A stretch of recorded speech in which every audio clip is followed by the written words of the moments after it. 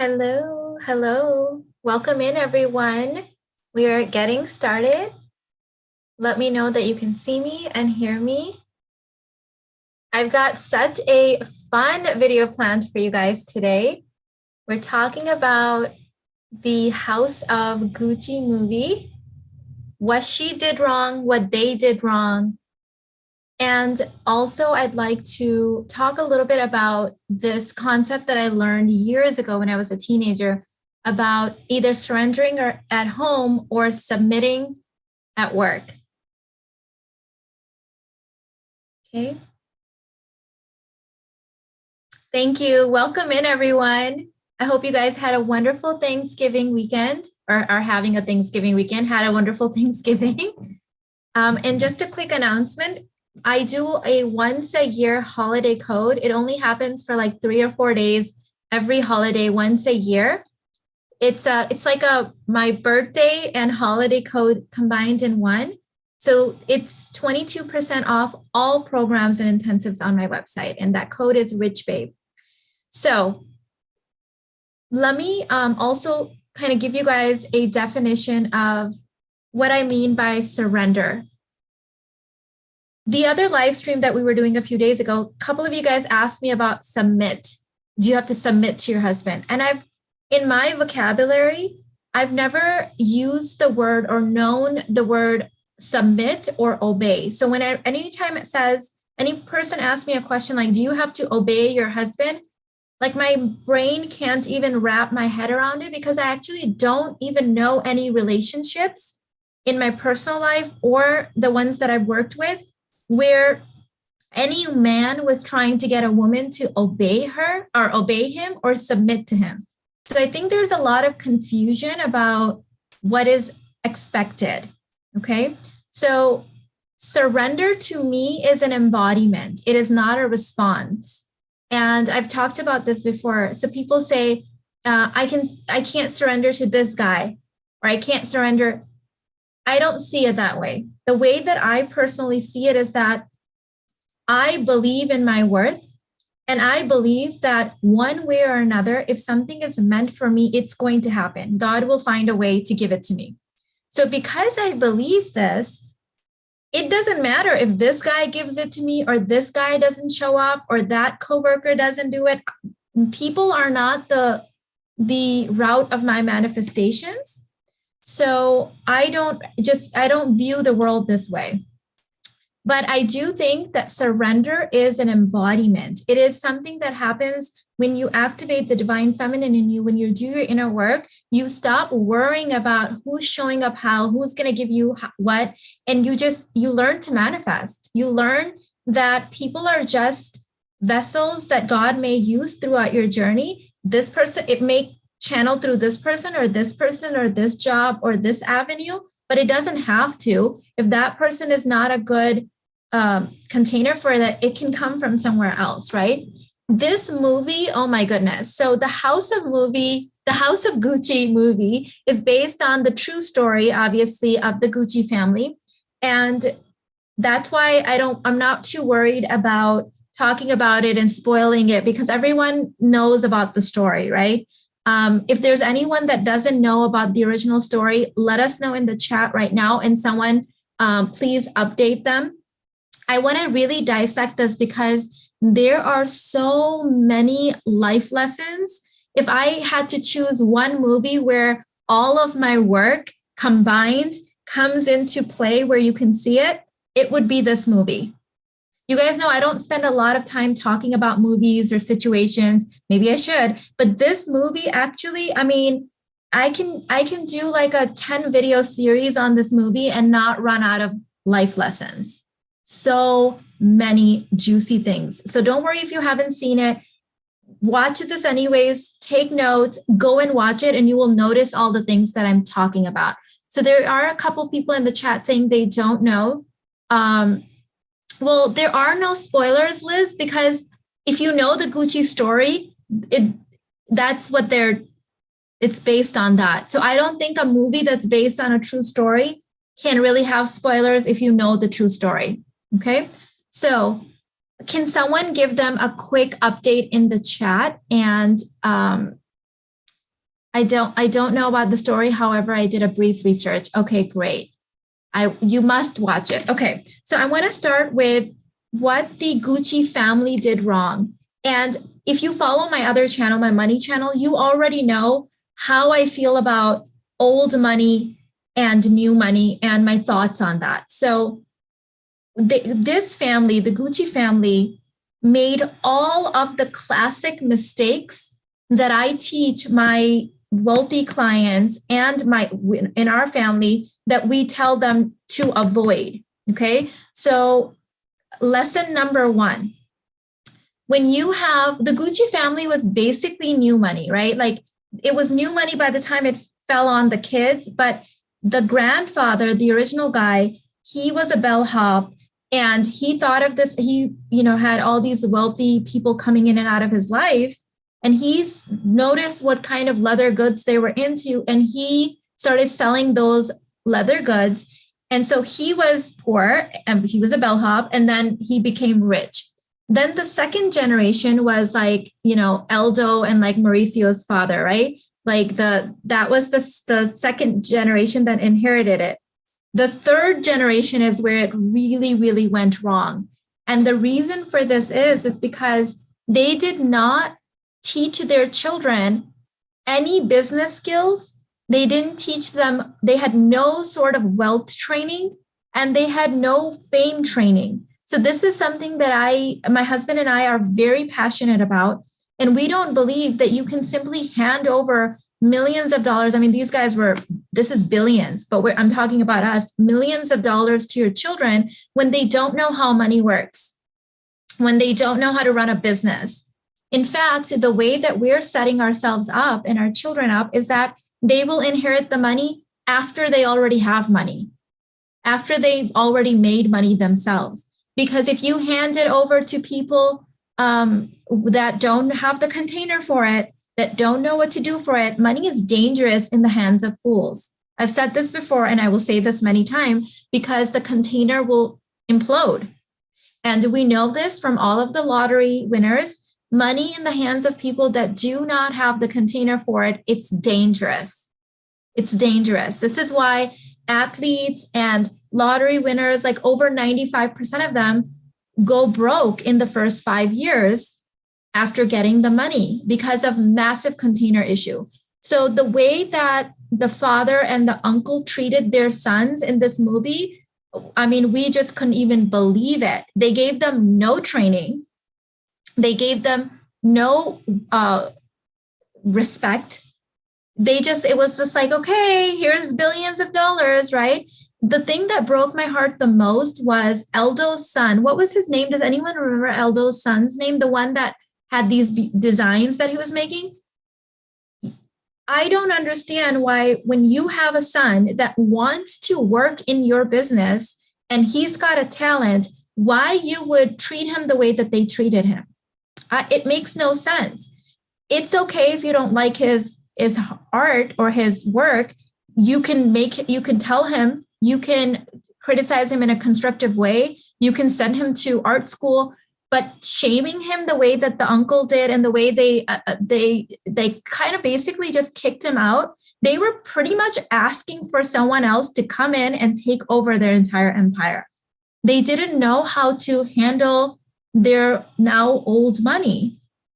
So if you want to keep your wealth within your family, you have to make sure that your children are trained in wealth. Wealth requires training. Wealth requires container. It requires the ability to make it, hold it, keep it, safeguard it, know what to do with it, all of that stuff. So number one thing on the Gucci family is that these guys didn't know what the hell they were doing. They were winging it. They got lucky, and then the thing exploded on themselves. Okay, let me see what you guys are saying. We haven't even gotten to Patrizia yet. We will get to her, but I just couldn't believe the way that they treated their own children. If you know that you have wealth, like you know that you are making a lot of money and that your children will inherit it, their training needs to start from the womb. That's when their training needs to start.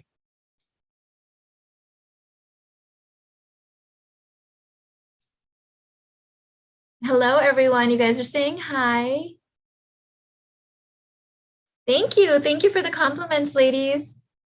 Awesome. Thank you. Oh my goodness. Thank you. Thank you. Thank you, ladies. Oh my goodness. So many compliments. Thank you, Jennifer.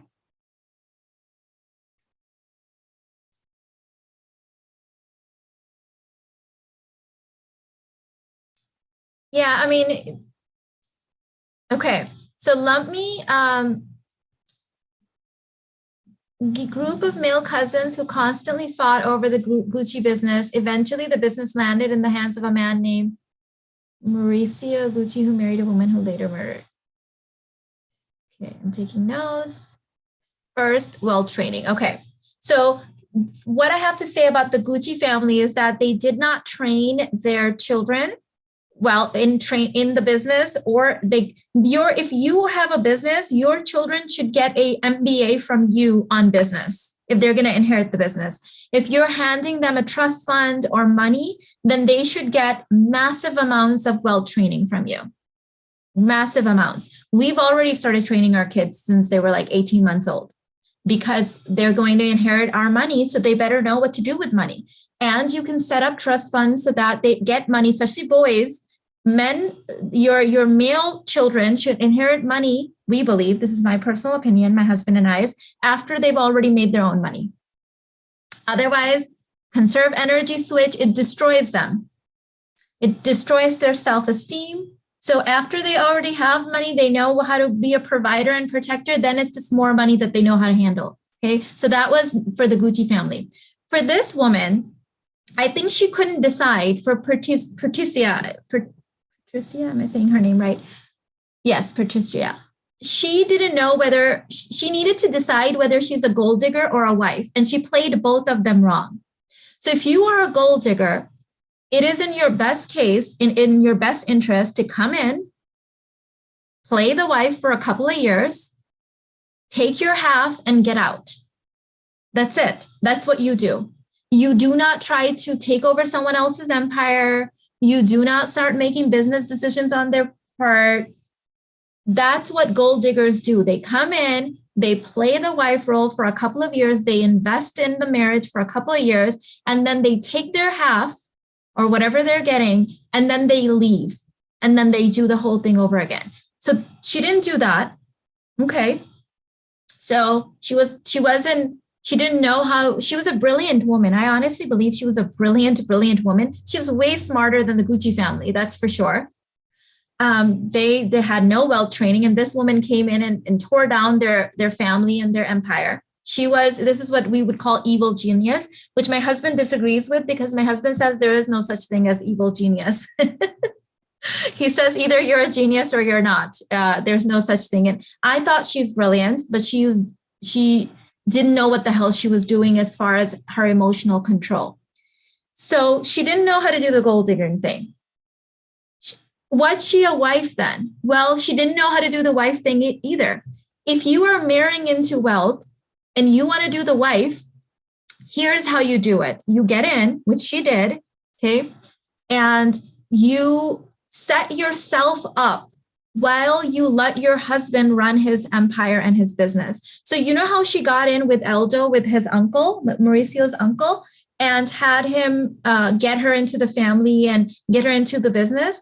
What I would have advised her is, when you get in with the uncle, have the uncle help you set something up separate for yourself.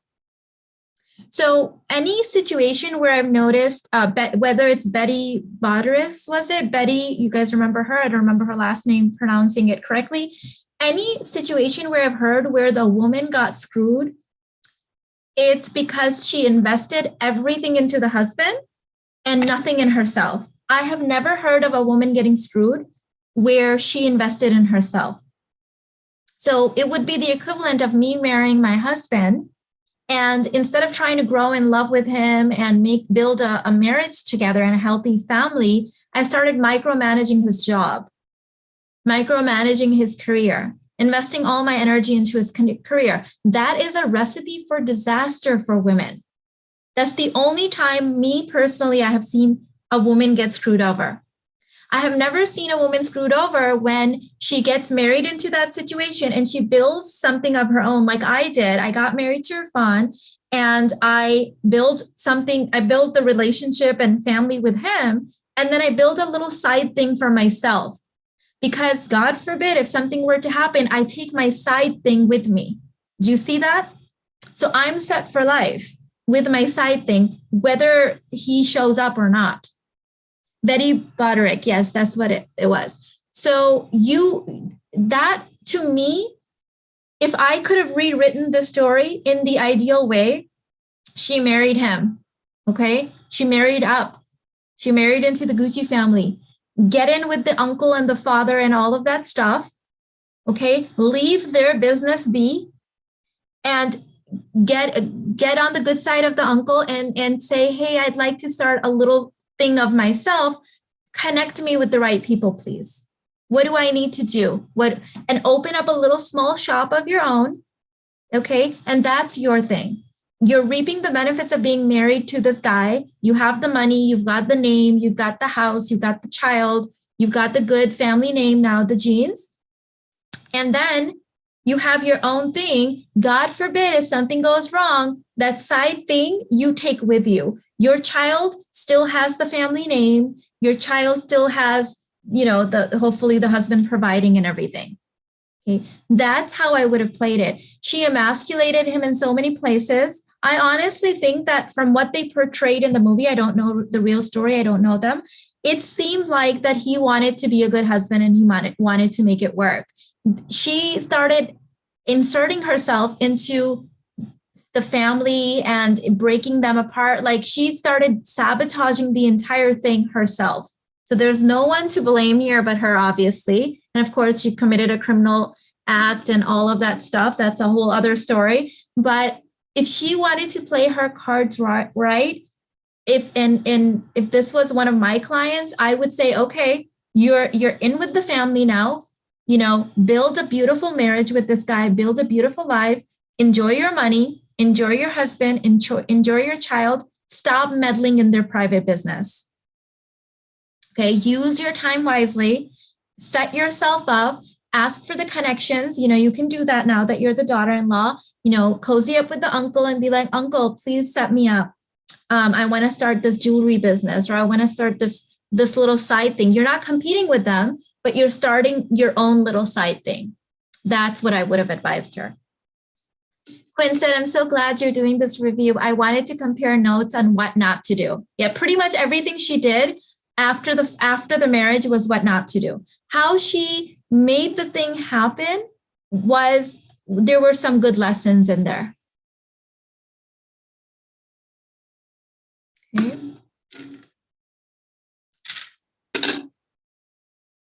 Betty was brilliant and she put him through school. Yeah, see, I rest my case. It's like anytime you invest everything into him, those are the only situations where I've heard of women getting screwed, where he's your sole provider now. No, you let him provide because that's very important for the marriage. It's very important for his health. It's very important for the union. We need polarity in healthy relationships. So you let him provide and then you do something useful with yourself.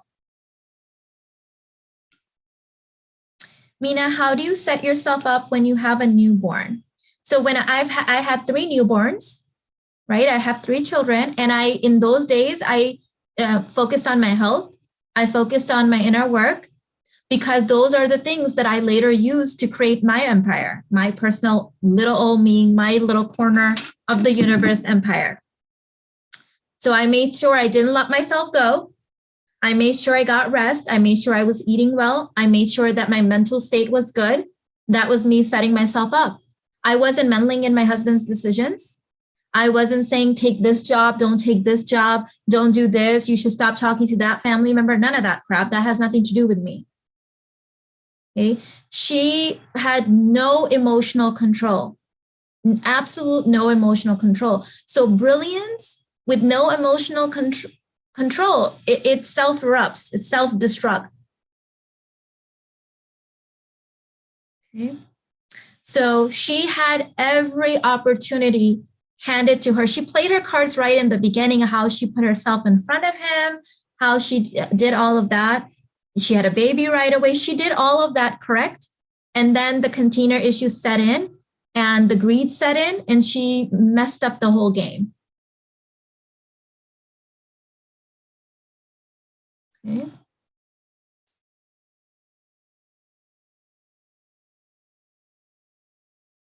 It is a lot of responsibility being married to a man with means like that. Exactly. She was so brilliant. If she had channeled that energy into creating something of her own while being married to him, and all he needed from her was to be a supportive wife. That's it. That's all they need. Actually, men are so simple and easy. That's all they need. We complicate it. We overdo it. We overstep our limits. It's us. They're easy. Okay, they're easy. They just need a supportive. We bring the emotional container. I've told you guys this many times. Men fall in love through emotions. Women fall in love through logic, through setting themselves up. And so we provide that emotional high for them. That's all you have to do is be a supportive wife. That's all she had to do. It was so easy. Preach, Mina, because at the end of the day, that is his family. You just married into it. Stay out of family dynamics. 110%. 110%. There, up to a point, I was like, "Ooh, she played it good. Ooh, that was good." Ooh. And then I saw after I'm like, "Ooh, container issue. Ooh, container issue. Oh my goodness. Oh no, emasculating. Oh my God. Oh my God." After that, I was like, "Oh, girl, you need a coach. Girl, you need to be coached." Okay. It displays a lack of self-love. It's like, you know, the story, there's a parable about the golden hen, if you guys have heard it, right? It's like you have that hen laying a golden egg every day, and then you decide that you're just going to slaughter it and get all the eggs. It doesn't work like that, honey. It does not work that way. You can't slaughter the golden hen. That destroys the whole thing. Okay. Any other questions coming up for you guys? Spoiler, humble woman remarries to an affluent man. The daughter from the humble woman meets shy rich guy, Gucci. They marry. Years later, he wants a divorce and she ordered. Yeah, but there's yes, that was a good synopsis, but yeah, there's so much more. I don't think that he was the stereotypical marrying, you know, like a lot of people, like, okay, women like her go around saying, "Oh, he upgraded me. Rich men upgrade." There's reasons for that. One, marrying the wrong age gap. I will stand by that statement. This is scientifically based, okay? Spiritually based, scientifically based. My culture, they will say, bless your heart if you say your husband's even a couple of years older than you. So wrong age gap. Two, she emasculated him, stepped over his toes, separated his family. Why isn't he going to leave her? If I was his coach, I'd advise him to leave her. So you must, she was talking to, she apparently had that role played by, I'm blanking out on her name. She apparently had the psychic woman. That is not a coach. Oh, thank you, Feather. Thank you for the birthday wishes. Thank you. Can you talk about the relationship with spiritual advisor? Yes. So do never hire someone that doesn't have what you're trying to get to. I learned this the hard way too. I had hired a coach years and years and years ago, and who was older than me, much wiser, I presumed, and she was wise, but she wasn't married and she'd never had children. So the advice she gave me was just so useless to me. And then I'm just like, Mina, like, this makes no sense. She doesn't know. She's not evil. She's not dumb. She's never been in those situations. I personally have come to the conclusion, this is my personal opinion, that I do not hire people that do not have where I'm trying to go. If they don't have it, I don't hire them. Some people disagree with me, and I totally respect that. They say that you can hire a coach based on their expertise. But the thing with that is, the thing with expertise that you've learned from books or from school is that it's not multidimensional. When you actually have done the thing and you've made mistakes and then you've gotten yourself up and you've been through the thing, you know so much more on a different paradigm on so many dimensions that you can't learn from reading a book or going to school. So in my personal life, I do not hire advisors or mentors or coaches that haven't done it. So she hired a woman that obviously wasn't very successful. She is like sitting in the mud bath with her on her dime, going to Cancun with her. I was like, what? You're taking your psychic on, where were they going to? Cancun or somewhere, right? She mentions it in that one scene. Obviously, we don't know if this happened in real life. What they portrayed in the movie is what I'm commenting on. Yeah, that woman was smooching off of her, and misery loves company. And so that was a bad situation to be in. You have to watch older women like that because they will be jealous of your youth, beauty, and talent. I agree, especially if they haven't done it.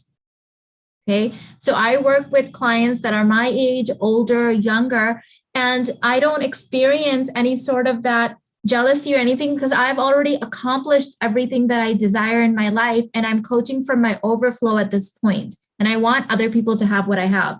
So if it's different, I think it is different when you haven't accomplished what you're trying to coach. And the thing is, I have been in coaching containers and business groups and masterminds where I saw the other side, because I would see really successful coaches, meaning they're working with successful high-end clients who are behind the scenes saying that they're broke, or they're actually, their marriage isn't happy, and then they're feeling jealous of their clients. So, I mean, it's human nature. It's human nature.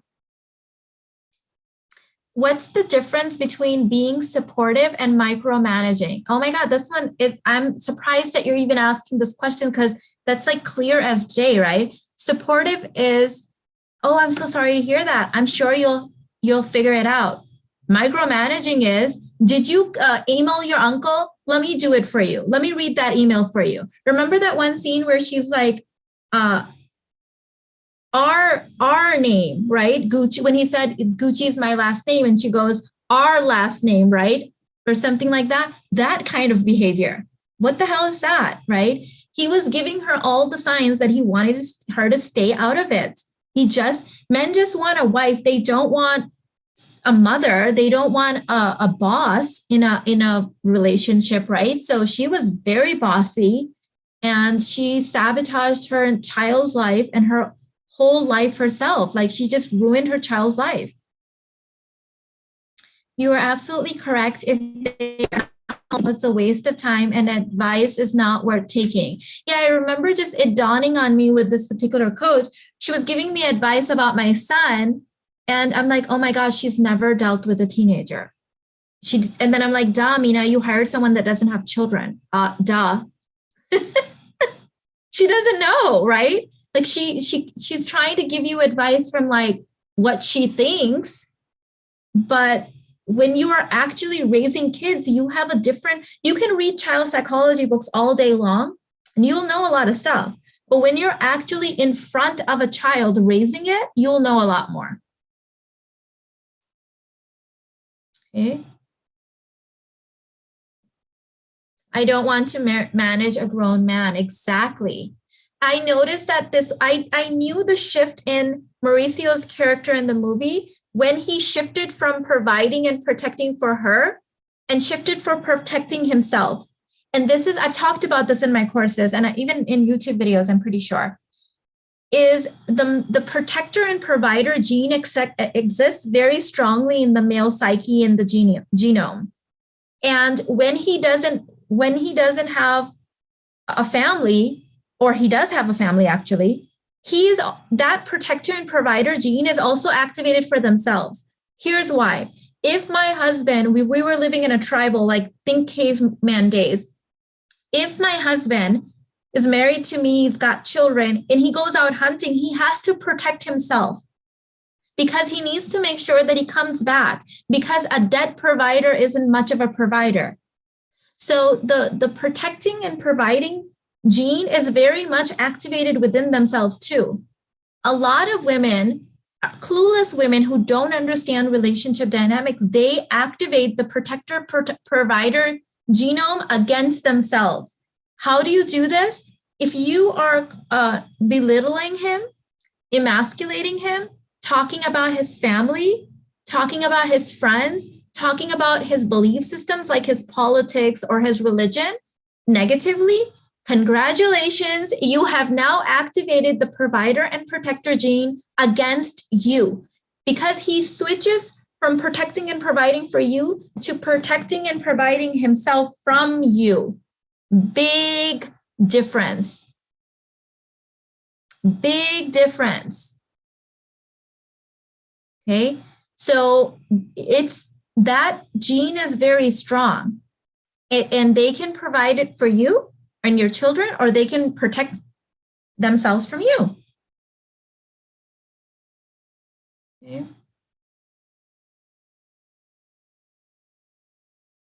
Can you speak on why men don't have protector gene activated for you against their family? They do, but most women are so clueless, they will openly wage a war against their family, his family. You don't know how to play it right, he's going to be protecting his family against you. Because if you say that his family is bad or his family is wrong, you're essentially saying that he's bad and he's wrong. And now you've activated the provider gene against yourself. I talk about this in the 90-day relationship rehab. Watch his family and learn from them, and keep your mouth shut when they're doing certain things and saying certain things to you, and let him notice it. The minute he notices it himself, or if it's something really bad, excuse yourself and walk away or start crying, now you've got him. But the minute you open your mouth against his family, you've already lost. I've coached so many women through this who have already lost, and now we're doing damage control. And that damage control it's not easy. It's not easy to do, because now he's on guard with every single thing that comes out of your mouth. If you mention his mom's birthday because you're going to get her a present, you're going to notice that he's going to be very uptight, because you've already showed him that his family needs to be protected from you. Why don't they notice it right away? Because that's his family. That's his family. He trusts his family, and they're probably better at, a lot of times families know them and they're better at pushing his buttons in the right direction than you are. That's why. Damage control is a lot harder to do. That's why emotional intelligence is key. It is key to your success in life. You can be book smart and still screw it over because you can't control your emotions. I had the privilege of watching family members back home in the East, the women that erupted and didn't have any emotional control versus the ones that in the moment were quiet, and they set up their cards right, and they'd get the mother-in-law kicked out, and they'd get, all of that stuff, and it would all be the son's idea. Thank you, Donna. Oh my goodness, you were so sweet. She said, Mina, you're getting prettier and prettier every time. Thank you, baby. Thanks. So do not say things about his family. I was hanging out with someone the other day, and I remembered that her husband had mentioned to me previously that he was going to go do this thing. And so we were hanging out, and he came in from work, and I said, I said hello. And I said, oh, by the way, you mentioned you were going to do that thing. How did that turn out for you? And he was telling me about it, very excited. And then his phone rang. So he looked down, he said, oh, it's my sister. To which my friend, his wife, replied, your sister is an idiot. You should have seen his energy shift. It was almost like this armor came up just immediately came up. Okay. Moments ago, he was very excited telling me about this thing. And he said, well, it was nice seeing you, Mina. I'll let you guys to it. And he walked away. What the hell was that? No use for that. That's self-sabotage. Complete self-sabotage of your marriage.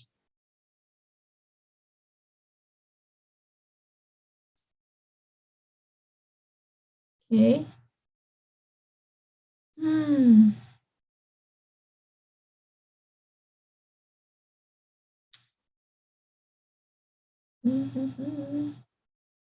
What if he is like a mama's boy?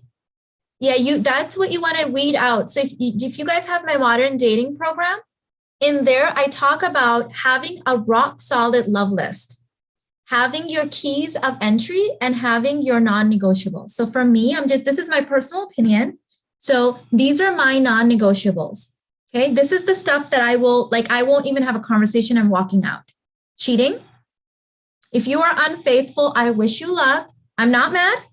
Okay. I'm not gonna slash your tires or do crazy. I'm picking up my children and we are out. So cheating, any sort of mental illness, drug addiction, alcohol problem that you refuse to get help for. I understand people go through stuff, but if you are mentally incapable of holding a contract legally because you're, mentally ill or intoxicated or whatever, things that would get you out of a binding contract, basically, and you refuse to get help, I'm sorry, I'm going to have to separate until you get help. So do you see how it's the woman that sets the parameters? Okay. So those are my non-negotiables. I had them written down in a book when I was rotational dating. So when any of those situations showed up, bye. So if your key of entry is non-negotiable is that you don't like mama's boys, bye. But if you see that and you marry into that, now it's on you, girlfriend. Where is your power? I am all about personal responsibility, knowing what your desires are, owning them.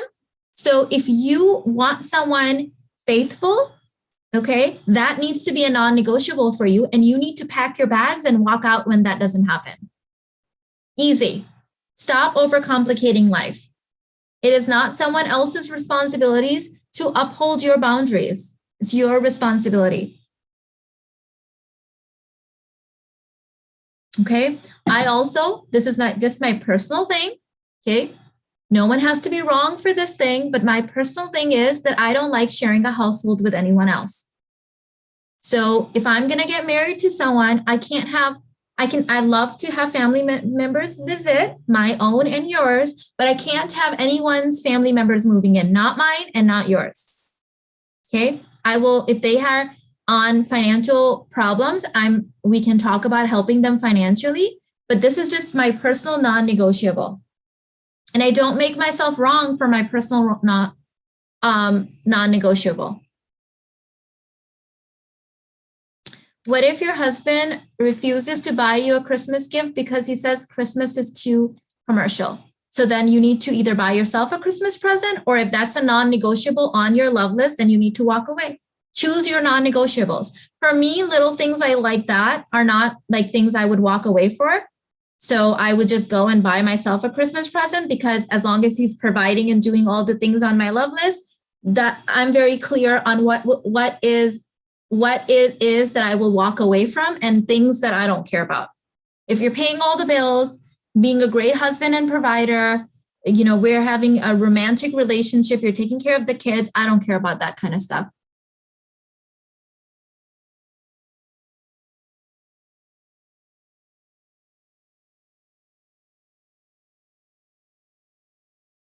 Mina, what if husband's family from overseas wants to stay in your house for a few months? What are your keys of entry? Is that okay with you? Is that not okay with you? You decide. You are in control. You get to decide. Okay. So in my life, I have boundaries around those things, and they're not angry boundaries. I'm not mad at anyone. It's just like, oh, babe, that doesn't work for me.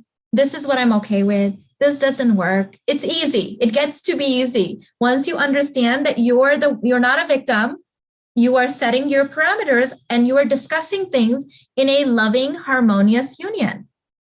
And if it's not a harmonious, loving union, then you need to know, if your non-negotiables are being violated, walk away. You choose. I struggle a lot with the limiting belief that all men are unfaithful, working it hard at the moment. Yeah, some men are. There's a gene actually that they found that men that are more likely to be unfaithful have that genome. They've narrowed it down, and some don't. And also, if they know that you are going to put up with it, they are more likely to do it. That also we know. My father wasn't a cheater. My husband isn't a cheater. My ex-husband was. I mean, it just depends. But to me, it doesn't matter because it's not my responsibility to micromanage that. If my husband does it, that's a non-negotiable. I'm out. That's it. And I've already set myself up so that I don't have to be financially dependent on anyone. I let him provide because that's in his best interest to do so for the polarity of our relationship, but I can provide for myself.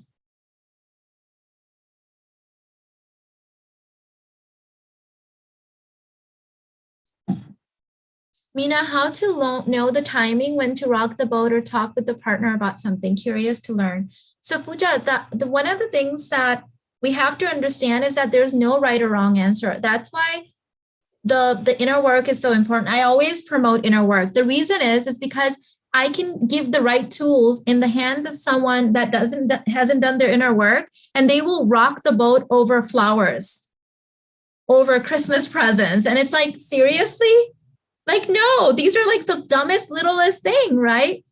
And then there's other women who won't rock the boat for him cheating or bringing his family to stay with you, beyond what is acceptable, things like that. So the inner work part is really, really important because it shows you, oh my God, is one of my lashes coming off? It shows you when you have emotional control and you're clear on what is important to your happiness and what isn't, then you're not going to make, those mistakes. You're going to really think things through. Here's what I will say to you. When in doubt, slow down and journal and really think things through. Because I've noticed that anytime I've made a mistake, and trust me, I've made many. Why do you think I'm such a believer in emotional control and inner work and all that stuff? Because I made all these mistakes, right? Is when I was very impulsive and I didn't think things through is when I made mistake. When I have a moment and I step back and I'm like, hold on, is this the time? Is this worth it? Can I go through or around it a different way? That's when you have a strategy. What if his parents want to buy an apartment exactly next door to you? That would depend on your relationship. Like I can't control what other people can buy or not buy, but I can control my household. Okay. So personally, I would love it if my in-laws came and moved into our neighborhood or next door. I would be the happiest woman. What I wouldn't love is if they moved in with me, not because I don't love my in-laws. I just know myself and I do better. I am my healthiest and happiest when I live in my own household. That is just me. It is so me that is such a big non-negotiable that I would have to leave the marriage if that became an issue. Because my mental health and my physical health suffers if I've had to do that in the past, and it just doesn't work for me. Thank you, Fiona.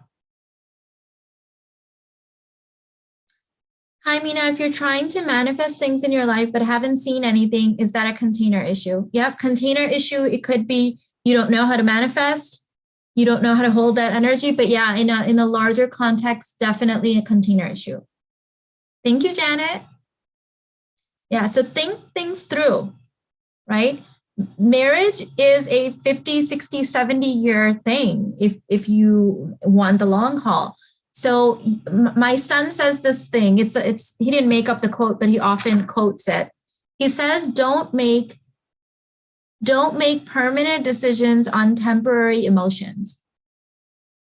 And I think that's genius. That's a genius saying. So pause, step back, think through.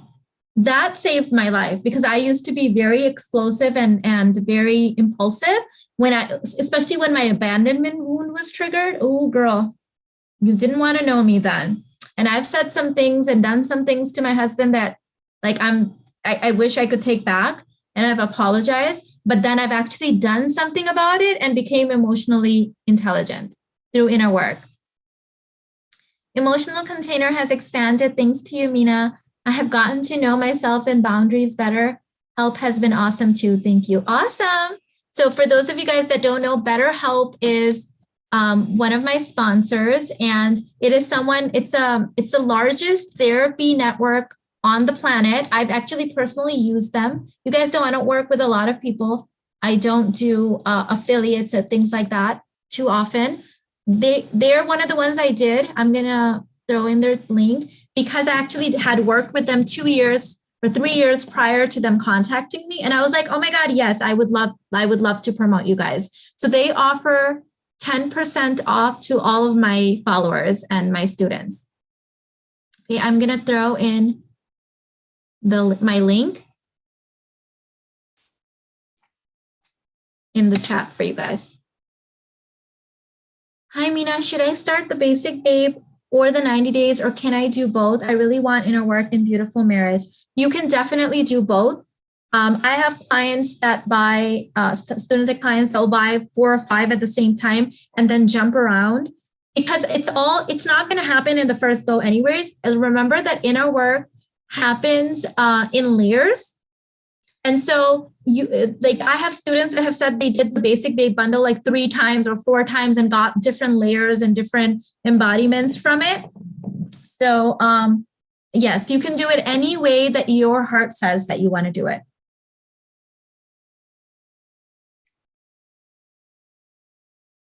When to talk about your boundaries. I'm not huge on talking about my boundaries. I'm way bigger on energetic containers around them. And if you must speak about your boundaries, use as few words as possible. Things like that doesn't work for me. If you are convincing and having a whole dialogue about it, it gives them the signal that it's up for negotiation. Convincing energy sends the signal that it is up for negotiation. It's up for a debate, so it must be up for a negotiation. Yeah, abandonment issues. Yep, that will get you screwed over every time. I had massive ones on that. Every time I try to talk to my partner about things that bother me, he always says, I don't want to fight. Yeah, because you're talking about the complaint, not the desire. You're at the complaint counter and he doesn't want to hang out there with you. So why not stop talking about things that bother you and talk about the things that you desire instead? Simple shift will make all the difference. Because now you're like, oh, wouldn't it be nice? Versus, I don't like it when da da da da da. Completely different energy. How do I stop myself from being bossy and micromanaging people around me? Inner work, babe. Inner work leads to emotional control, like real emotional control, not when we pretend 1 minute and then erupt the next minute and send confusing messages.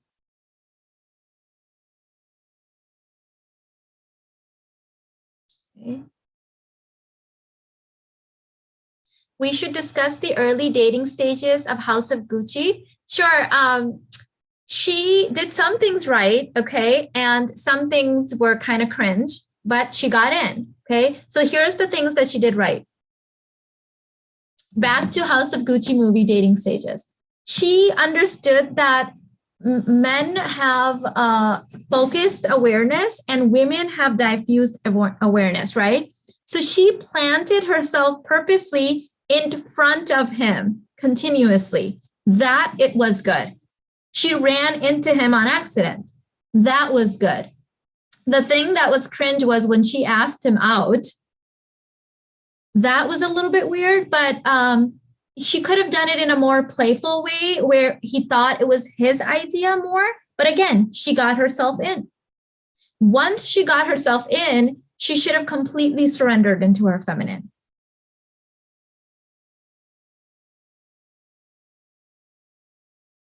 Okay, but if you have any specific questions, remind me more of the scenes, I'll be happy to answer them. But she understood the plant yourself in front of him thing really, really well. And some women think it's too masculine to do, so they don't understand that conserve energy. The beautiful woman in front of me is the one I'll go for. If you're standing on the side over there waiting for him to notice you, he might not. They don't have that kind of awareness. So you want to make sure he can see you. How do you playfully state your desires? Wouldn't it be nice? I would love to.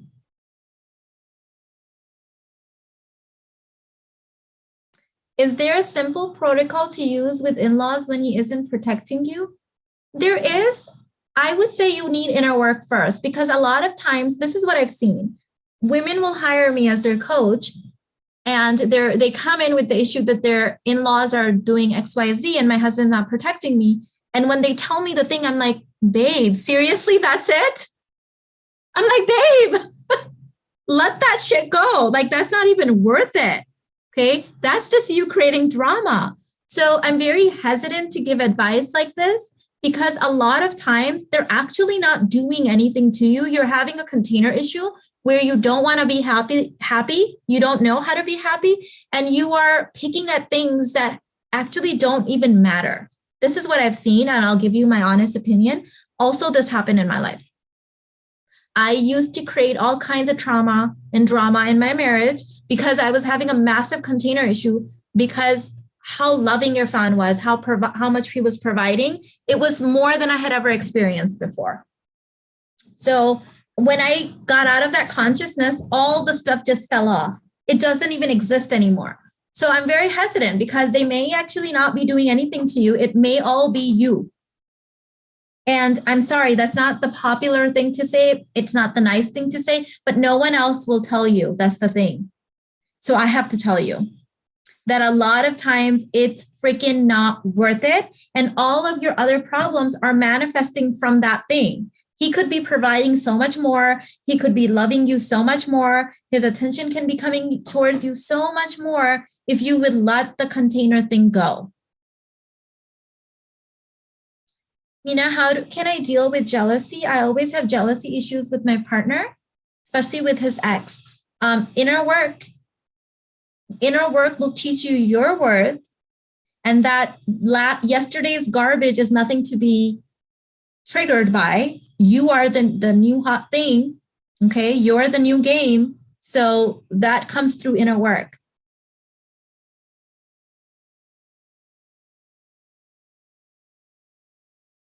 Okay.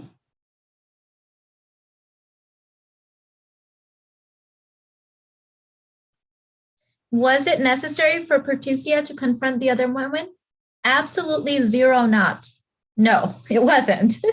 Because she's not in a legally binding contract with you. And your man, the one you emasculated, is going to her. So absolutely not. That he's going to her. In fact, she could have ripped her apart, been like, your man's chasing me. Hello?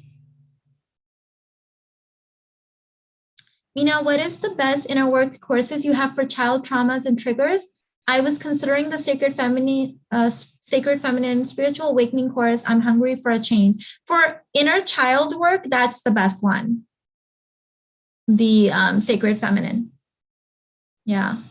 You ladies, do the inner work, because the thing is that I used to have the best of intentions. I would go in and I would say, today I'm not going to mess this up. I'm not going to scream no matter what he does, da, da, da, da.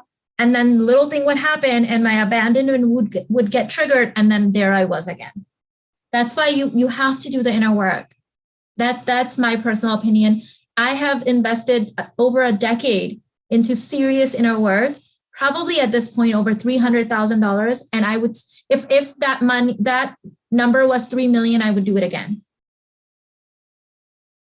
Because It's so, I mean, your quality of life changes, what you manifest changes, how your children show up changes, like everything changes when you do your inner work. Everything becomes easy. Okay. Oh my God, I started going down this hole recently when my husband was playing his game. He was almost getting ready for criticism from me. It was so sad. Then he realized I'm not going to do that anymore. You self-awareness, babe, you caught yourself. I'm going to celebrate that. That's hard. That's hard. It's when you have the muscle memory of the old stage and the awareness of the new stage. That stage is one of the most difficult stages. I talk about that in the Sacred Feminine. It's like when your consciousness is $1 million babe, but your muscle memory is like basic babe, and you like watch yourself do the thing in horror, but then you catch yourself the next time and you catch yourself the next time. That stage is hard because it's like, oh my God, why did I do this? I know better. You know better, but you still have the old muscle memory. Mina, I have never spent so much money on something like I do on your courses. Now I feel like money flows. Beautiful, babe. I have hundreds of testimonials of women saying they did the inner work, they bought the courses, and money showed up. They manifested the money. Because when you are different, when you are up leveled, when your inner work is being done, your container is expansive, you realize the money was always there. You were blocking it. You were the one creating drama. You were the one didn't know how to receive. That's been my experience and the experience of thousands of students and hundreds of clients at this point. I mean, all cultures, right? In the beginning, I didn't know if it was replicated in other cultures, but we have pretty much every corner of the planet represented in my community now. Okay. What is inner work exactly? So I have a video called What is Inner Work? Several videos. Watch those videos. I explain it really in deep in those videos, and that will be a whole new paradigm for you. It is the process of deconstructing yourself, your conditioning, your wounds, your trauma, your old programming, and deciding what no longer serves you and putting in what serves you now in this phase. And then repeating it with every phase. The reason my inner work will never stop is because I'm the divine feminine. I will always have new desires. The divine feminine is the black hole of desires, right? Like we want more. Worlds are created because we want more. So I will always keep growing.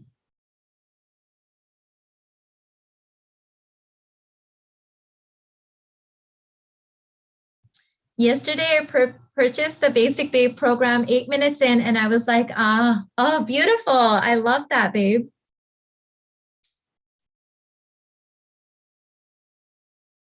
I'm sure some of it is me, but some of it is not. Right. So up-level yourself and see if he comes with you. Okay. Yeah, I'm not saying Irfan was innocent. He was doing a lot of things and saying a lot of things to trigger me. So I up-leveled myself with the intention that if the marriage falls away, that would be okay. But I was most important. And guess what happened? It didn't fall away. He up-leveled himself. So you need to decide. Here's what I would advise, okay? Decide that you are the most important thing in your life. Start doing your inner work and energetically let the relationship go and make the intention that if it's meant to be, it will evolve with you and he will evolve with you. And if it's not, then you will still do your inner work and you will still grow and the right guy will find you. That was literally what I did. I was like, okay, if this isn't meant to work either, then at least I will have done my inner work and I will be better and I will let him go with love and light. But he decided he wanted to come with me. Okay, you can come with me.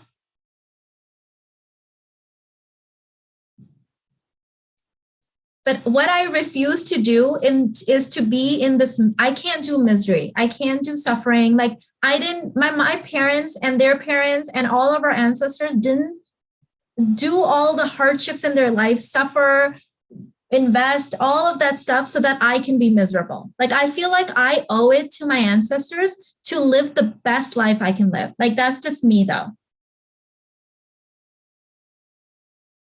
Whenever I go to start your Basic Babe bundle, I freeze up and can't get through it. Decide that you're gonna get through it. Make that decision. Once you make that, oh my God, don't ever underestimate the power of your decisions. I had this thing. Okay, so let me share a little bit about this. I'm going to do a whole new training in the Femme Fortune course on this.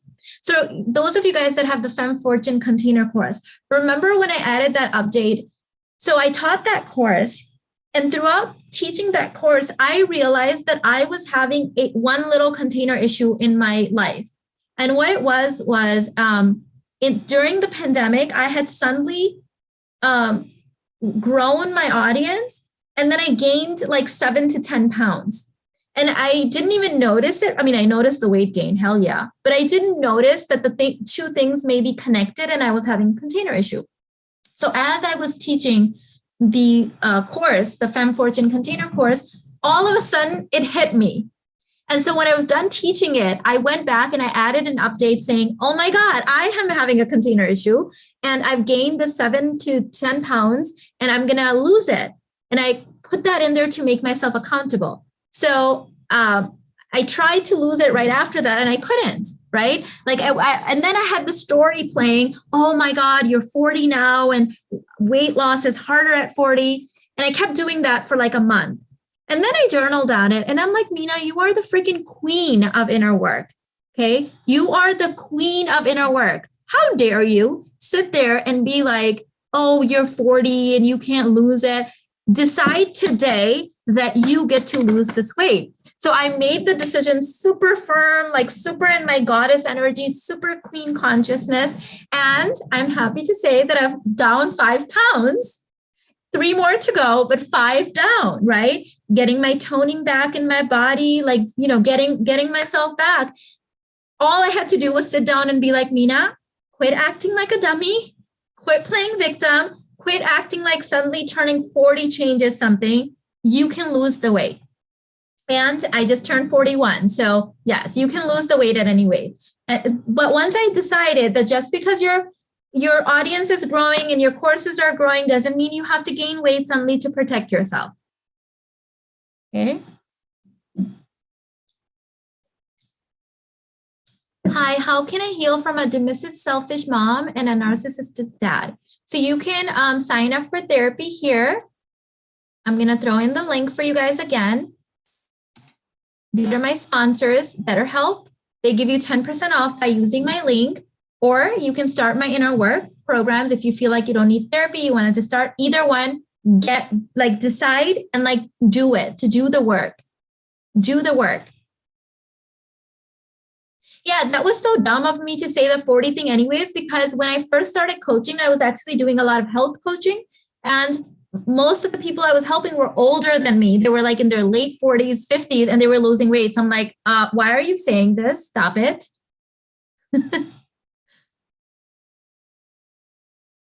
I can't do misery. I can't do suffering. Love this. I feel like sometimes we feel we have to suffer for things that is far from the truth. Yes. And the thing is, Janet, is that we're wired for suffering because for millions of years, living conditions were really, really hard for humans. But now we've created these beautiful communities and societies, and we've got police protection and FBI and all this beautiful stuff, but we still have the old brain that thinks we must suffer, but we must not. We have to become conscious.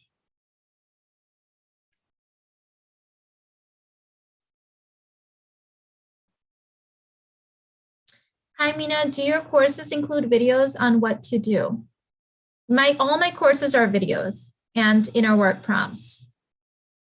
Some of them have audio trainings too, but most of them are video. Thank you, babe. Thank you for the birthday wishes. I mean, never underestimate the power of your word when you say, you know what, I'm doing this or I'm going to die trying. Like, decide. Once I decide on anything, like, it's done, like it's written in stone. But still to this day, I will find myself like doing the thing, right? Like, it's human nature. We do that. Like with the weight loss, I'm like, quit playing around. Like, you've lost 70 pounds before. You can't lose 10. Like, stop it. That's how I talk to myself. I'm like, get with it. Like, stop.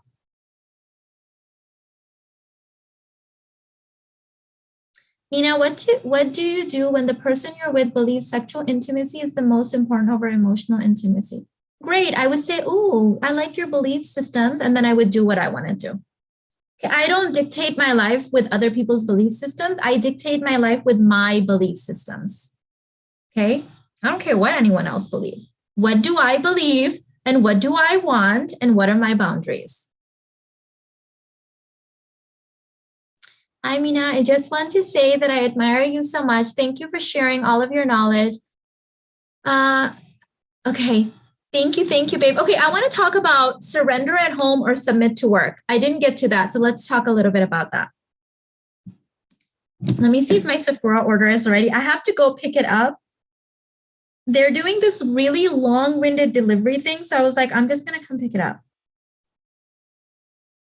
No, they haven't emailed yet. Okay, so we can keep talking. Okay, so there was this thing years ago that I had heard when I was a teenager.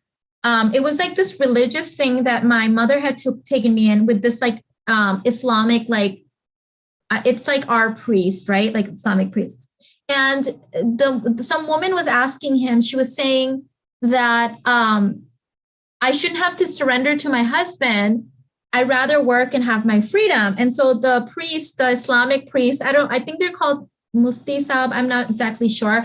My Muslim followers, if you would let me know. He said, well, what do you do for a living? And she said, I'm a flight attendant.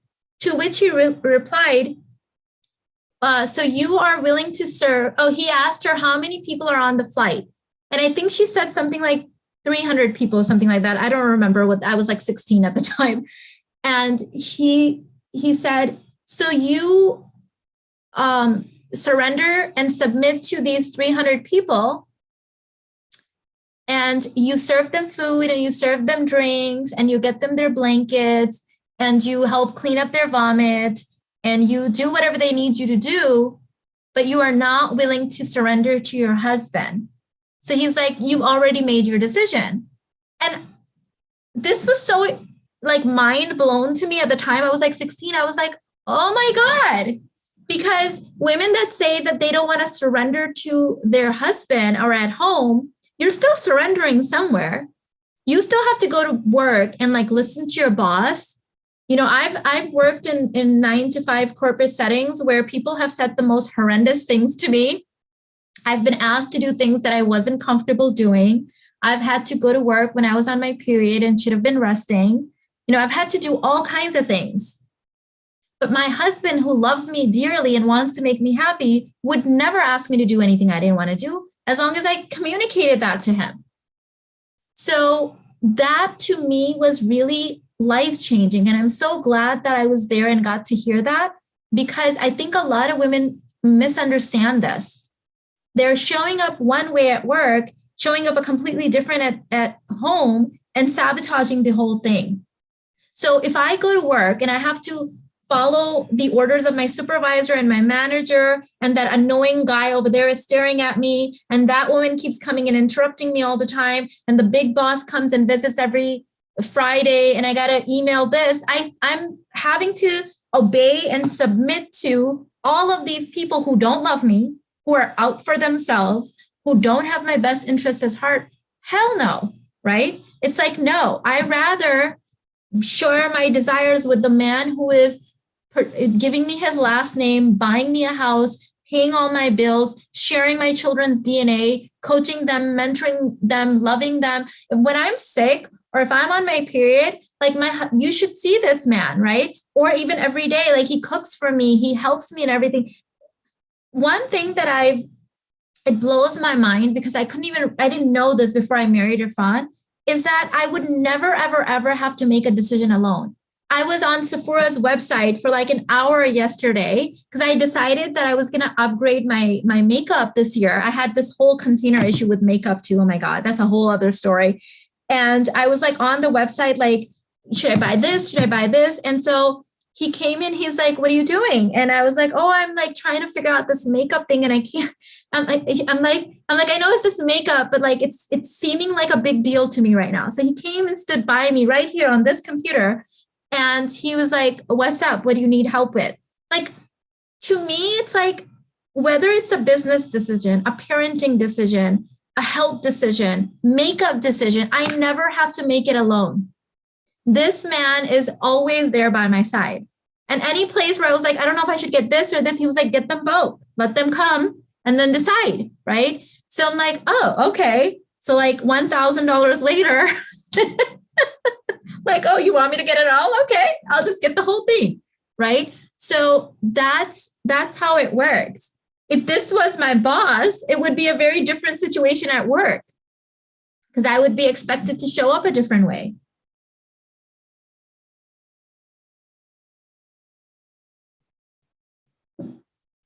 Hi, Mina. Thank you for this comparison.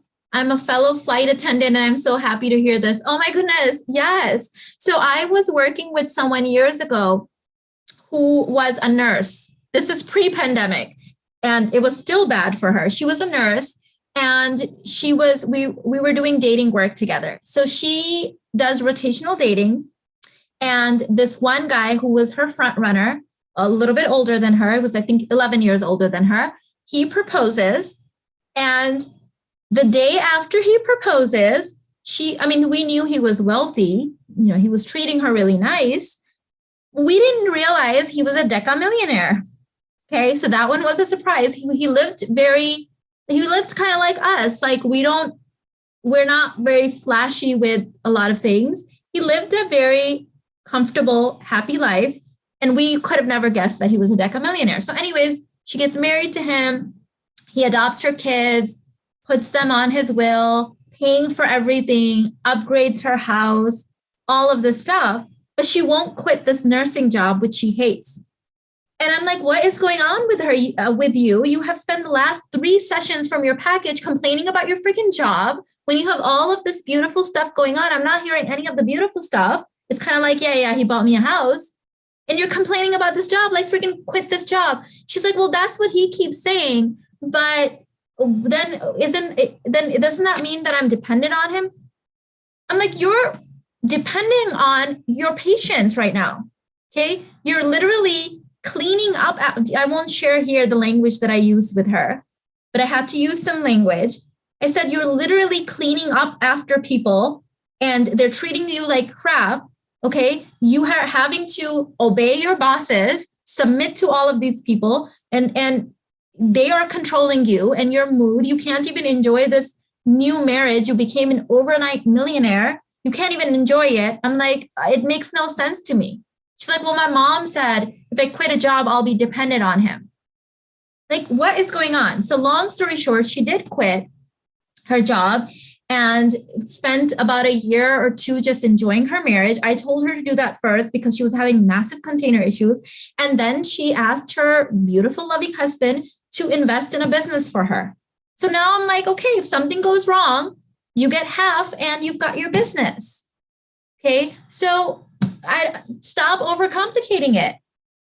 You think that you don't want to surrender to your husband, you're still surrendering somewhere. If someone's paying your bills, whether it's you, your job, your parents, you're surrendered somewhere. Okay. So it's like choose your poison. Choose your poison. I much rather surrender to a man that loves me, cares about me, would literally take a bullet for me, die for me, like his whole life revolves around pleasing me. Yeah, I'm surrendered. I will take that any day.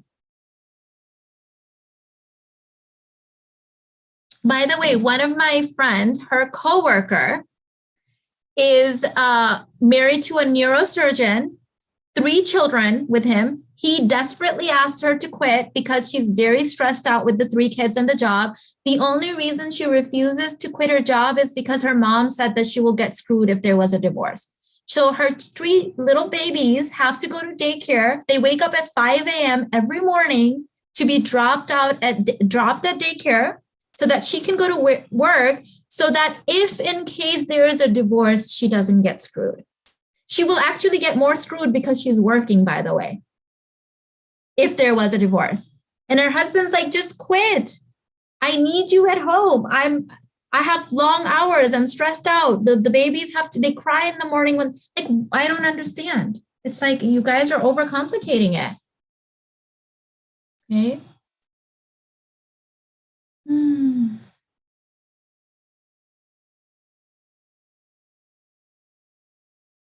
Okay.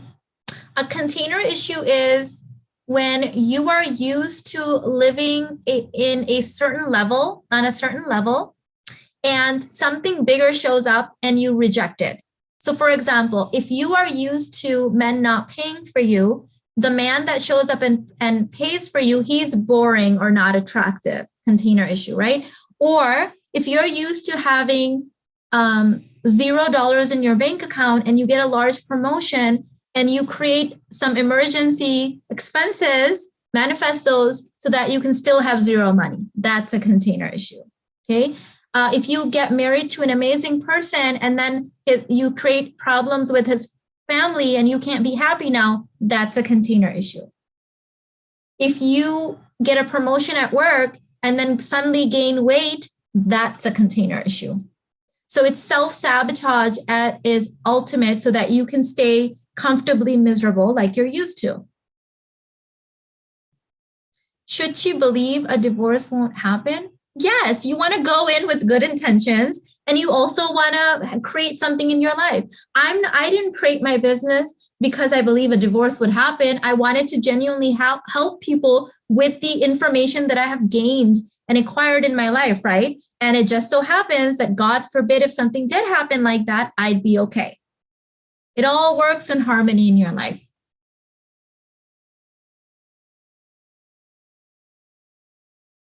Yeah, someone said would never want my kids in daycare, especially if your husband is saying, quit your job. Quit your job. That's the best case scenario. If you can get a man to ask you, like when my husband asked me if I know how to cook before we got married, I said, I love to cook, but I never have time because I work. Strategy. So then he asked me to quit. That was his idea. Okay. Mina, how to be consistent in your passion projects? I usually start feeling disinterested after a point. So then you need to decide if it's really a passion project or a container issue. And also, what is consistency? I don't think I'm very consistent in my business. I show up when I feel like it, but you tell me all the time that you think I'm very consistent. So what is consistency?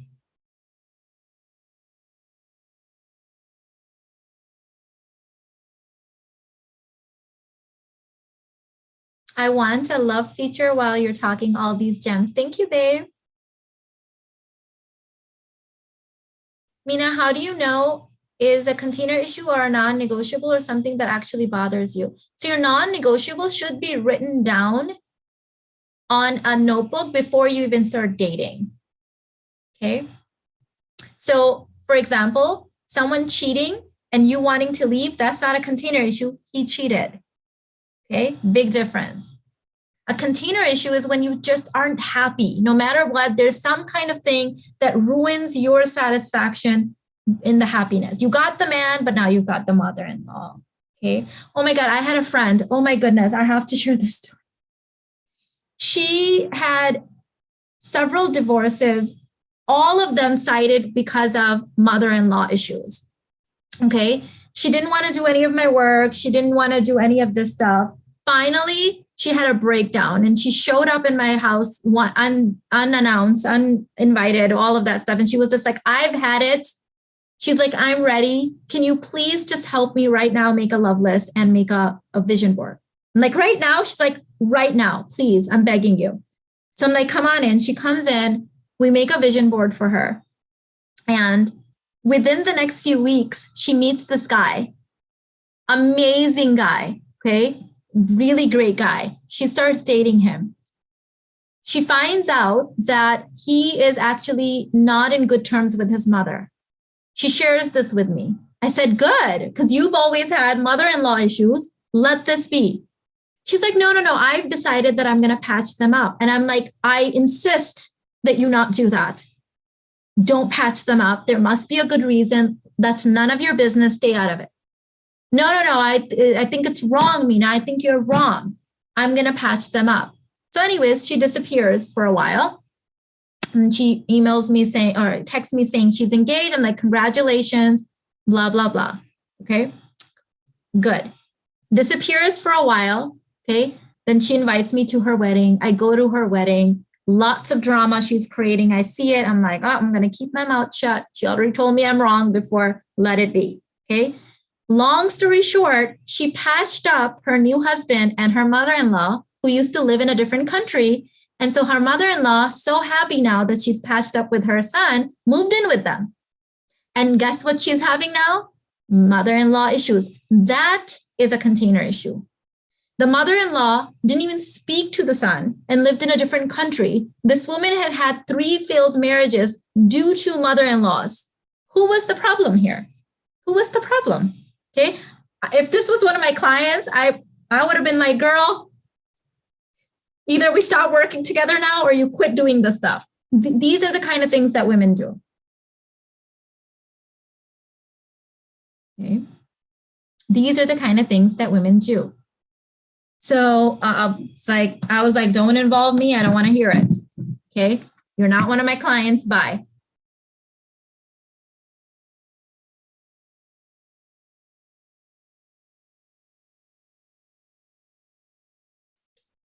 Okay, let me see what you guys are saying. As soon as I got my provider, I quit my job. That was something that wasn't negotiable. His idea actually, because he knew me staying home with our little one was more important. Exactly. You have to understand that provider men actually don't want their children in daycare. They will resent you and despise you if you do. Because you have to think about it. The provider protector man is a healthy masculine man. They don't want they want their children, breastfed. They want their children at home with the mama. They want all of that stuff because they're healthy. They understand what is required. Thank you, Sai. Thank you for the compliment. Your VCA Alhambra necklace shines beautifully through your top, Mina. Interesting how it's on your thymus organ connected to higher heart chakra, just in between the throat and heart chakra. Oh, thank you, babe. I didn't even know you guys can see it. Can you see it through here? Thank you, babe.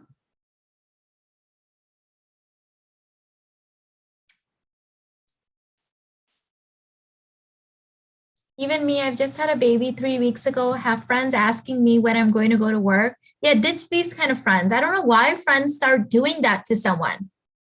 They're telling me he will leave me because I'm not bringing money in. Yeah, ditch these friends like yesterday. I'd rather not have friends than have self-sabotaging friends.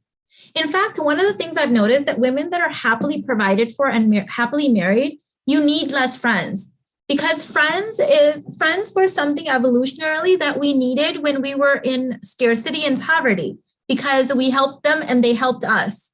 And when you're happy and you're wealthy, you need less. You're not going to put up with the drama producers. I'm happy with like the 1 or 2 conscious people in my life. And then the rest of them, I'm like, let them be. You need more friends when you're in scarcity consciousness because you think that they're going to help you when there's a problem and you want to help them. You need that safety net. But honestly, it's like you don't need people like that. This shirt is like 5 years old at least. So I can't link it, but it's from Boston proper.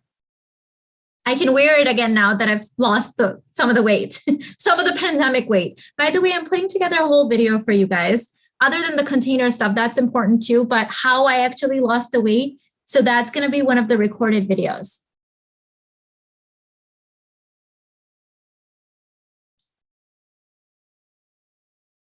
I guess when you said the mother-in-law moved in, I warned her so many times, even beyond what is my own boundary of what advice I give with when I'm not invited in. I went beyond that for her because I was like, oh, she's going to screw herself over.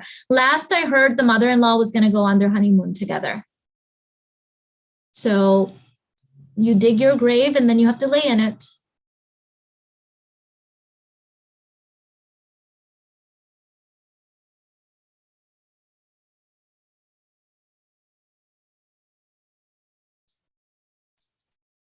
Putting together a video is part of your consistency.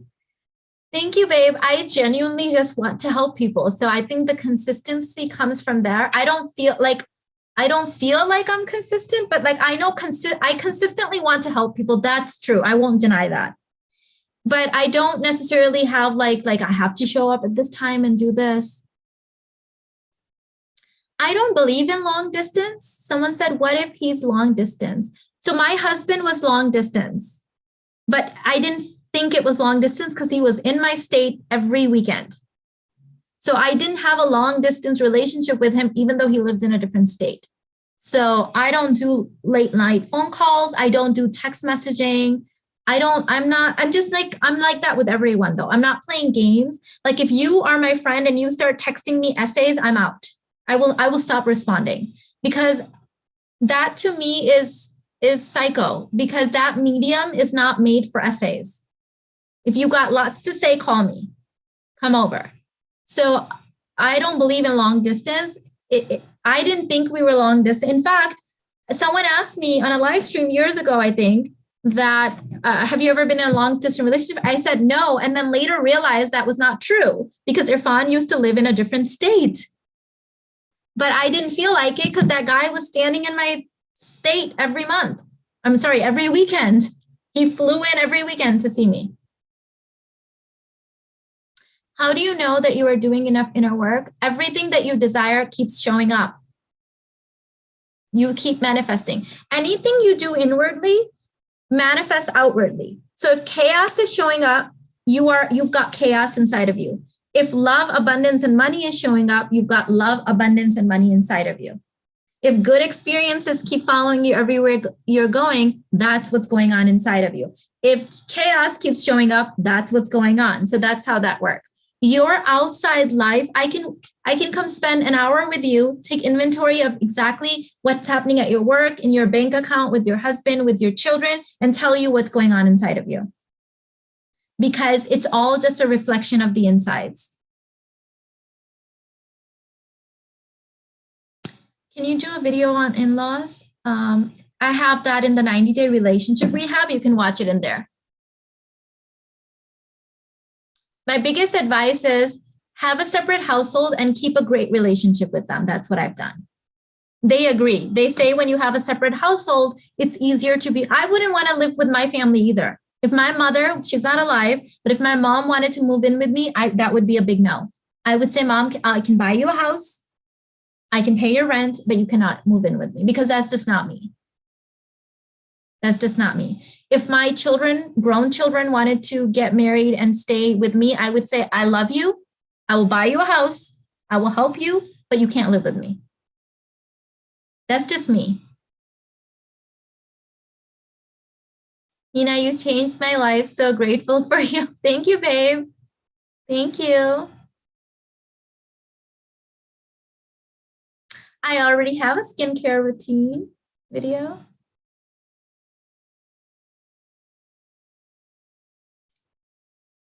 Okay, you get to manifest for you.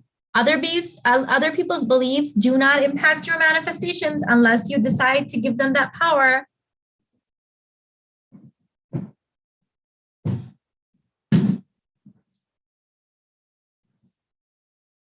How do you pull away from the desire to have more friends? Be your own friend. In fact, wanting other people to support you, celebrate you all the time, all of this crap, I went away when I started doing container work. The reason is we want to throw things out when we don't want to embody them. So for example, I had this thing and a couple of my clients had this too, where when I first started becoming really, really successful, I had this thing like, people aren't happy with me, celebrate with me. Like, oh my God, that person's jealous. Oh my God, celebrate with me. And I realized that I had a container issue because I wanted to spit out my celebrations. And once I decided that I will not celebrate with anyone else, I mean, of course, my husband and my kids, but I'm going to sit with my own manifestations and celebrate inside, and then my container would expand. So holding in the celebration and the joy and being like, oh, instead of looking for, Mina, you did a great job, I was like, Mina, OMG, look what you did. When I would do it inwardly, it's like the container would blow up. So Hold it in. Stop spitting it out. Okay.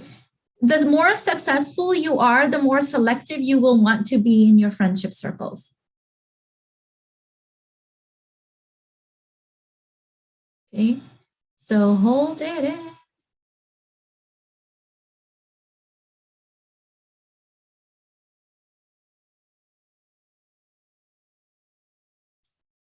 When we are looking to other people to give us what's lacking in us, that's when the container issues will start popping up, right?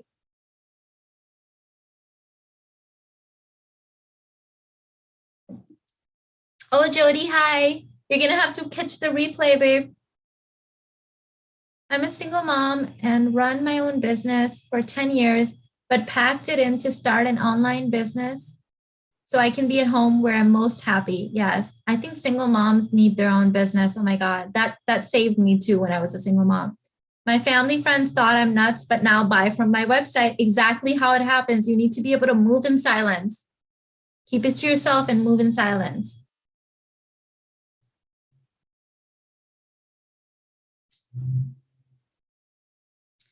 All husbands want their mother-in-laws to move in, right? Because they want to conserve energy.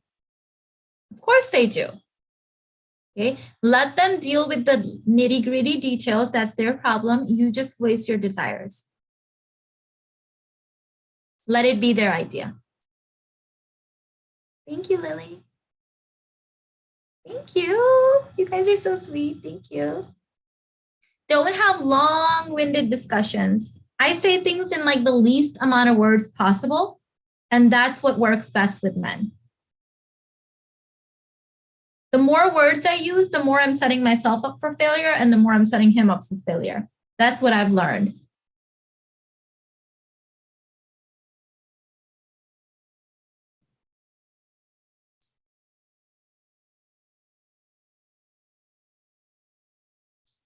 Okay.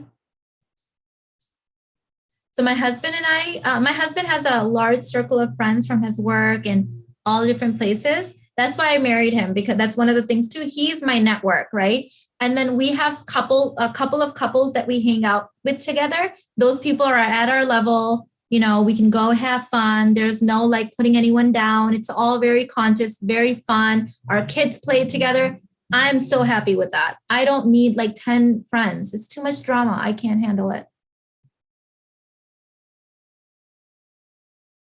What's your ideal age for getting married?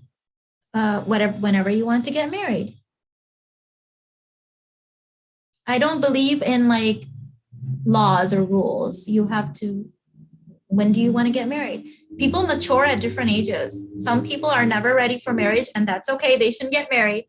And some people are ready at 22 and others are ready at 32. When do you want to get married? You can have container issues for anything. Of course, you have container issues for health. I just shared with you mine. Yeah. Why do you think I manifested rheumatoid arthritis a year after my marriage? When all is provided for, everything's finally set in my life. Here comes rheumatoid arthritis. Now it's been 6 or 7 years since I don't have it anymore, because I started doing inner work on it and being like, this is suspicious. Why did this show up now? Least amount of words for men. Yes, genius. I have totally noticed that in my husband. He likes fewer words at times. Thanks, Mina. Yes. The more words I use, the more he thinks things are up for debate, because I'm already debating. So must be. Oh my goodness. Thank you, Katrina. Oh my goodness. Thank you. Thank you for the super chat. I appreciate you.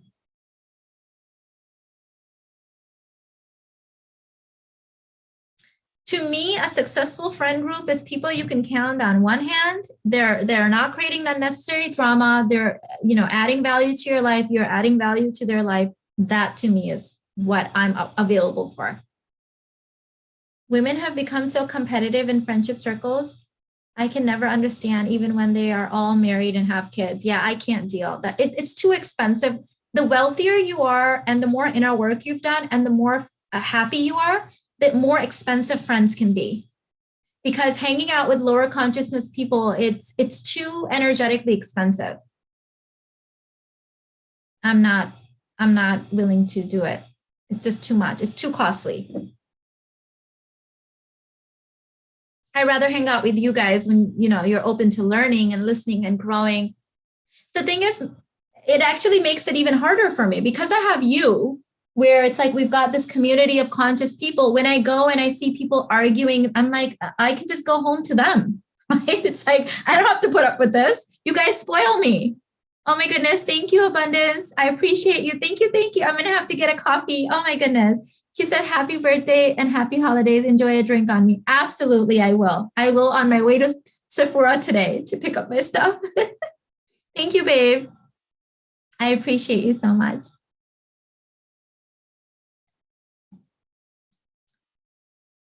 So you'll notice the minute you start your inner work, they start falling off like flies because God does the deselection for you.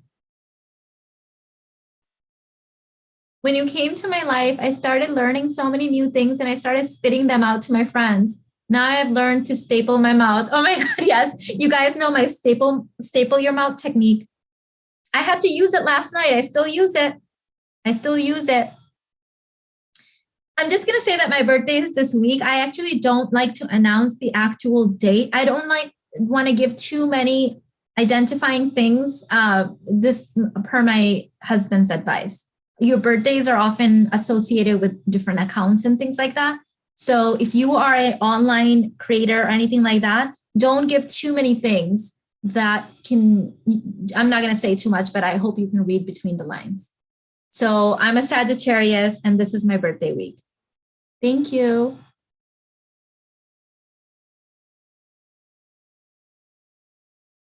How to stay motivated to level up? Decide that you get to be motivated. Motivation, by the way, self-motivation is one of the pillars of emotional intelligence.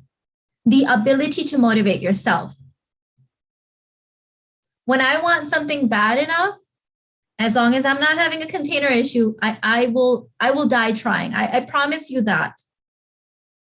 I may not be the smartest one. I may not be the prettiest one.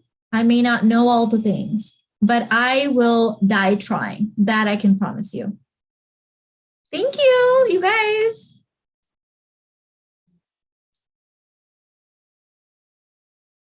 Yeah, because your birthday is often associated as like passwords on like credit cards, and you guys hear me? So got to be careful. My past is pretty similar to yours, even the same background. I'm finding that men are not wanting to accept the child situation. What shall I change? You have to internally believe. Wait, you have a child. So you have a child from a previous marriage, I'm assuming? What I did is I convinced myself that having a child actually made me an asset. It wasn't about anyone else. I was hearing in my culture at that time, you guys know that, Sam, you especially know this. This is 17 years ago, right? At that time, we were just one generation out of the situation where you can get killed for being a single mom, right? Like it's very taboo in my culture. So it's very, very taboo. And I was the first in my family. So on both sides. So there was a very taboo. And it brought a lot of shame to my family. I was hearing those messages. I had to convince myself that I was an asset. The minute I did that, I had 3 different men propose to me. None of them have had kids. A couple of them were divorced. One was even never married. And they said that, I'm so glad you got the family started. We're late to the game.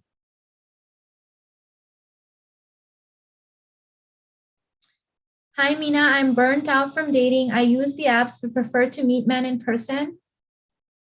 Only went on 4 dates this year. Should I reassess? So anytime I have a private client that's having trouble meeting men, it's a container issue, typically something else energetically tied, because the clients that don't have that container issue, their biggest problem is they've got too many dates. So try it's justlunch.com. Try events and adventures if you've got that in your city. Try personal development seminars and retreats that are co-ed with men there too. But really first start with the container. I can pretty much diagnose that now, like right off the bat. Because one of my private clients was having that issue. And I said, you're still attracted to that guy that shows up every other week, right? She's like, yeah. I'm like, yeah, you got to let him go because he's not going to provide. And then you watch what happens. She was hanging on for him. And so she can't energetically let this happen.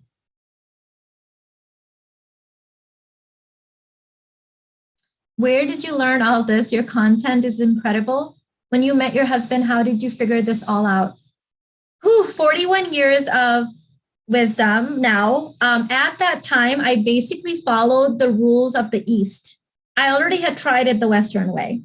I was born and raised in the United States, and I considered my culture inferior to the American culture. I was telling this to a client the other day. Let me tell you why. The Western culture, there's a lot of things wrong with the way that we do relationships and all of that stuff. But the Western culture, hats off to their marketing. If there is something you can learn from the West, especially from the United States, study their marketing. The Eastern culture has always had the answers. They've always known. It's very evolutionarily sound. That's why a lot of stuff that they've been saying science is now finding, whether it's about turmeric or whatever, right? They have the worst marketing on the planet. Oh my goodness. The Eastern culture, I'm going to say it again, and I belong to both. I'm a hyphen, right? I'm Pakistani American. So I see myself as a hybrid and a fusion of the East and West. And I will say it again. The West has the best marketing. They are so shiny. You just want it. You want to come here. You want everything. The East is right, but they have the worst marketing on the planet. So what happens is people over there, the new generation is looking at the shiny marketing of the Western culture. And they're like, I want a boyfriend. I want to do this. I want to do that. Right. And the West or the East, not understanding that their marketing is so horrible. They will say like, no, you must do it this way. It's tradition. God damn it. That's not what sells. Saying it's tradition. This is the way we've always done it. This is the right way. That's not shiny.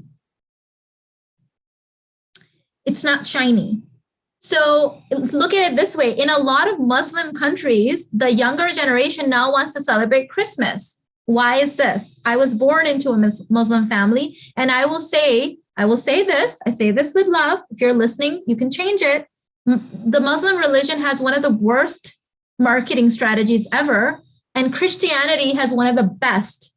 They've made it so that everyone wants to celebrate Christmas. Everyone. Because it's so fun. Fun sells? Fun sells. Okay. So the East has always been right. They're just really dumb when it comes to marketing. And I'm trying to change that. So back to your question, where did you learn all this? It's always been there, plain sight. But I got bit by the shiny fun of the West. And then when I came to, and I'm like, oh my God, my dad, my grandmother, my mom, my aunts and uncles were all saying this. I get it now. So then I followed their formula and it works like a T. Oh, it works so good. So then I started doing my inner work, all this other stuff. I've studied evolution. You guys already know my background and everything else. I believe very highly in education, constant learning. And then I started meditation, my spiritual awakening happened. And then God started nudging at me and saying, you understand marketing. You've studied it. Market the East to the West. Tell them. Don't sit there and say, this is great here, this is great there. Tell them and market it in a way that they understand. And here I am. I know Jews convert to Christianity because of marketing. If you want to understand marketing, that's why I'm so glad that I went through that phase where I was seeking God and I had to study all the religions. And I was like, why is my heart always pulled towards Christianity? I'm like, because they make everything fun. They understand human beings. And they make everything fun. Now, in the religion that I was born into, a lot of the things are very similar to Christianity, but they don't even understand like some of the things that they say that, some of the things that they're even promising you after you die. alienates half of their people. They're promising you 40 virgins in heaven. Well, I'm a woman. I don't want 40 virgins. What's there for me? Already you've lost half your people. That is really bad marketing. It's really bad marketing. You have to be able to sell something people can understand and relate to and actually use in their lives. So this information isn't new information. It comes from evolution. It comes from Eastern culture and spirituality. I just know how to deliver in a way that makes sense to modern day human beings. You value knowledge as a Sagittarius. You're the perfect teacher and philosopher. Thank you, babe. Thank you.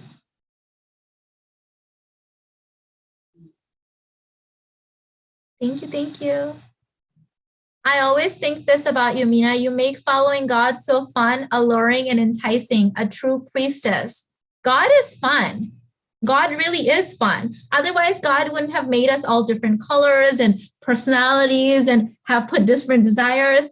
God's constantly flirting with us and getting us to go in the nudges of what's fun. It is us that overcomplicates because we've got some religions and some parents that don't understand why is it okay. So let me explain how I use this in my parenting.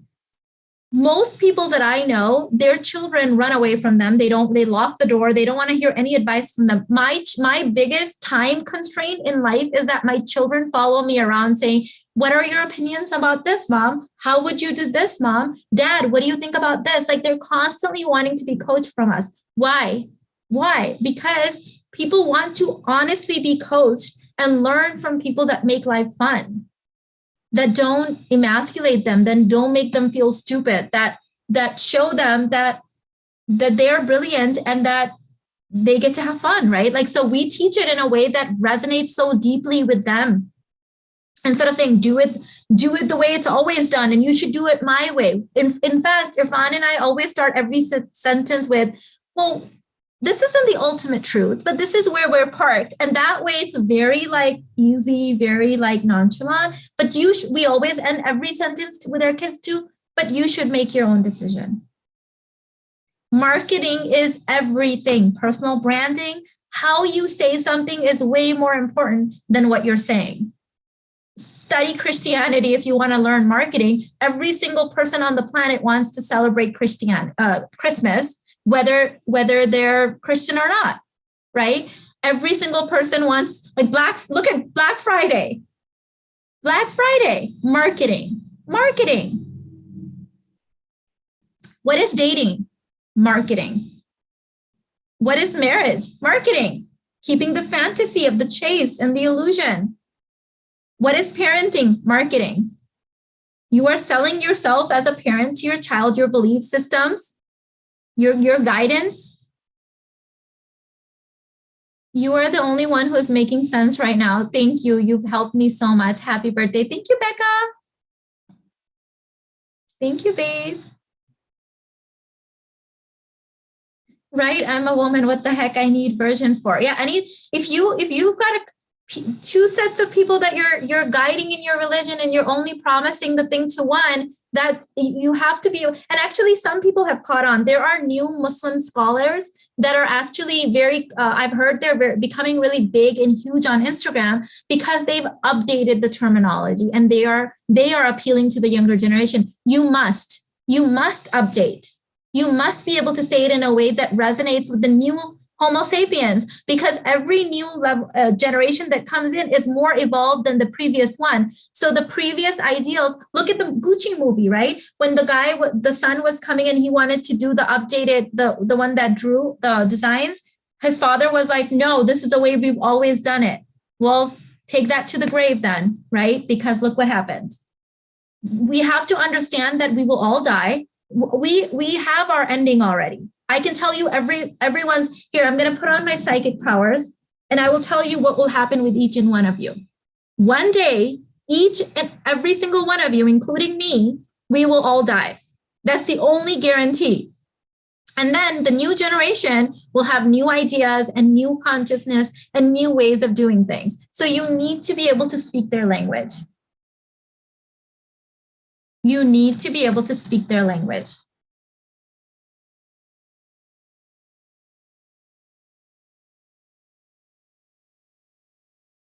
Happy birthday from a fellow Sagittarius. Treating myself to your programs for my birthday. You're such an inspiration. Thank you, babe. Oh, I must mention, oh my goodness. Thank you for reminding me. So ladies, once a year, in celebration of my birthday, my first program's birthday, which was also launched in November, on November 17, 2017, the Basic Babe Bundle, that was the birthday of that. And the holiday season, all of that combined, here is my code. You get 22% off all my programs. Rich Babe is the code because I like doing fun codes like I'm worthy and Rich Babe and I'm rich. So use that code to get 22% off. I only do this once a year, ladies. My brother likes your content, Mina. He just asked if you suggest a person he can learn from on the male side. Male side, I would recommend finding male mentors that already exist in your life right now. So older men that are doing things right, that are providers, protectors, that are showing up. This could be a boss, it could be a mentor, it could be a brother, it could be a cousin, an uncle. Men learn best by older men, older alpha men that they can have full access to. Should I fix my insecurities before dating or just date and fix them along the way? What do you want to do, babe? I've got people that do both. Some people wait and then date and do the work first. Some people do the work as they're going along, and some people do the work afterwards. It's totally up to you. What's on your heart? What would make you happy? What would feel in alignment to where you are right now? Do that. Okay. So ladies, the code is in the description box. It will be pinned on the chat and the comments. And I love you guys. I'm going to let you guys go. My husband's in the kitchen. I can hear him. And my kids are there. I think they're ready for brunch. I got to go put some brunch together so we can celebrate. And I love you guys. Thank you so much for hanging out. The Rich Babe code ends midnight on November 30th. So as long as it's working, it's active. When it stops working, it's inactive. All right, ladies, I'll catch you guys later. I got to go eat brunch with my kids. I can hear them. I think they're waiting for me. All right, bye.